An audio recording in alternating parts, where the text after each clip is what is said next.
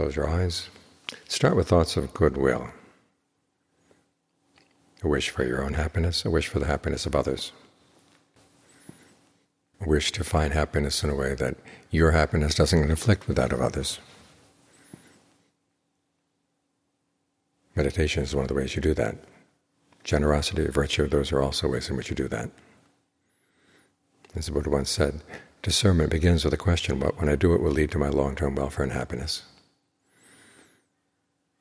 Realizing that long-term welfare and happiness has to depend on not harming anybody else, because if your happiness harms them, they're not going to stand for it.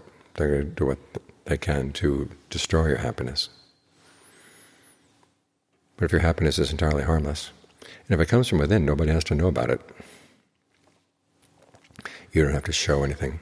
As John Lee once said, if anyone knows what good things you've got, you're not safe. So you've got to make sure that you don't show them.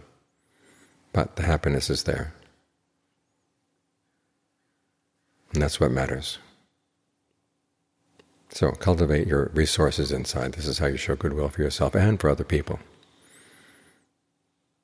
Because the meditation is not truly an intellectual exercise. We do it in the context of being generous and being virtuous as well. And the lessons we've learned from generosity, the lessons we've learned from virtue, will help us in our meditation. There's a place where the Buddha once said where if you're stingy, you can't even get into the jhanas, to say nothing about getting to the higher attainments. So think about that.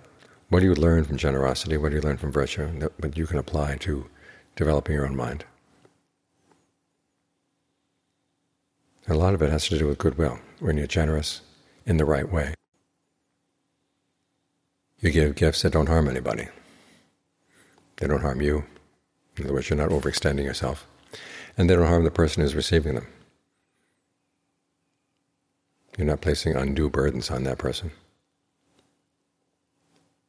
And at the same time, they don't harm anybody else. And it's still possible to find happiness that way. Part of it, of course, lies in learning to talk to yourself about what a good thing it is that you're doing.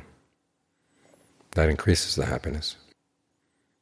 Which means when you're sitting down to meditate, pay attention to how you're talking to yourself. How you learn how to appreciate the areas in the body that are comfortable, that are okay, and learn how to make the most of that.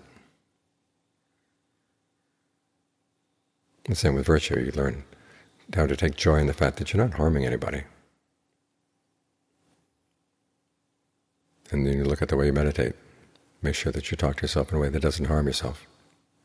So there are a lot of lessons to be learned from being generous, being virtuous, that then apply to the mind.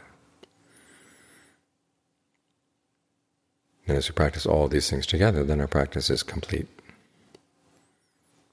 We develop all aspects of the heart and mind. And it's because they're developing together that they're all healthy. It's like exercising. You want to make sure you exercise all the muscles in your body so that they help one another. If one set of muscles is really strong and everything else is weak, that pulls the body out of alignment. It's bad for everybody. And the same with the good qualities in the mind. You want to develop the good qualities all around, your generosity, your virtue, and your meditation. And that way your mind is in line with the Dhamma.